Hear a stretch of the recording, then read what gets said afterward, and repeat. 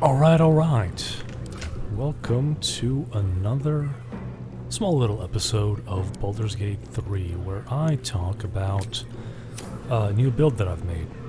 Again, spoilers for Act 2. This is Act 2, and I am right at the beginning of a fight, and I just wanted to showcase a Warlock build that I recently discovered. Prior to this, my last video, I made a build where it was a blade lock, using your melee weapon to attack and do some good damage. Well, I decided to change that up a bit and do something a little different, but also a little the same. Warlocks are known for their Eldritch Blasts, so I decided to make Will into an Eldritch Blast lock, giving him some pretty powerful tools. And based on my testing, the power level is similar to the Tavern Brawler throwing build. So here's what it looks like. We have the Potent Robe, which basically just adds your Charisma modifier again to any cantrips, which is great for Eldritch Blast. We have the Spell Sparkler, which gives lightning charges whenever you cast a spell or cantrip. These are two items you pretty much have to have for the build to work. Everything else I think is... Actually, no, there's one more item. This one, the Necklace Elemental Augmentation. So whenever you deal blah blah blah damage, specifically lightning damage, you add your spellcasting modifier to the damage dealt. So you need these three items: Potent Robe, Necklace of Elemental Augmentation, and the Spell Sparkler. Everything else is not necessary. A lot of this stuff is from my last video. I just didn't take it off. Now, these boots do work with the build. They give reverberation to the target, but otherwise this is nothing that specifically needs to be there. So this is how it works. I could also demonstrate something kind of funny. These boots, the water sparklers, give lightning charges in combat, but from what I've found in my testing, it's actually like better not to wear them. But just for demonstration purposes, I will put them on, but you don't really need these. And we'll do this. Let me see here. Yeah, Gale is fine. It's whatever.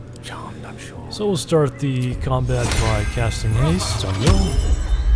Just so he gets more to do. And here we go. So, we'll do a funny. We'll do a little funny. We're gonna throw some water. Throw some water here. Ow.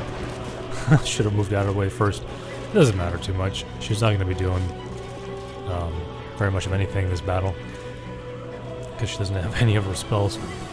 So that's that. My main character is going to run in and just... Ow. I was hoping to avoid that. Just punch that guy. Okay, so now Will has 3 lightning charges. He's going to have 5 lightning charges in just a minute. So what we're going to do is we're going to focus fire this Death Shepherd, and we're going to blast it twice. And there's the damage. The Death Shepherd has lost his shield, and he was hit for 7 force, blah blah blah. He's actually taking half damage. So let me demonstrate. Ooh, Will doesn't have any lightning charges. That's not good. Yeah, so lightning charges add extra damage, but if you don't have lightning charges before you cast a cantrip, then basically they don't work. So the unfortunate part is this build is a little variable. It's not always reliable. You kind of have to know what you're sort of doing for it to work well. But if you plan it out, you'll probably do a lot better than what I just showed. So there's that. I'm just going to skip turns really quick and get to Will again. Show the damage from what he can do.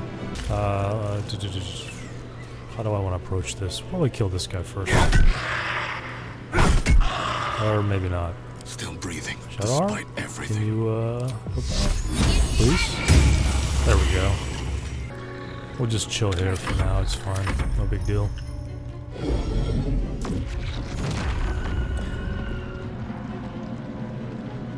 Alright, so back to Will again, and I'm going to demonstrate the damage.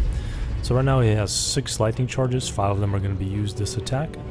So we're going to target somebody with full health. This guy, and this guy. Alright, so, going back. 18 force, 6 lightning, 5 force, 9 lightning, 5 force. So what it's doing is it's basically adding a static modifier of 5, which is a charisma bonus from charisma, to every instance of damage. So whenever lightning damage happens, it adds 5 from charisma and treats it as a secondary attack, and then it adds an extra 5 from this necklace here, the necklace of elemental augmentation. So essentially you're getting 10 damage for free. And if you have 5 lightning charges, it procs a secondary effect where it deals 1d8 damage, and then another 5 force. So essentially it's another free 11 damage. So it's 11 damage here, and an extra 11 damage here, or up to 18 damage.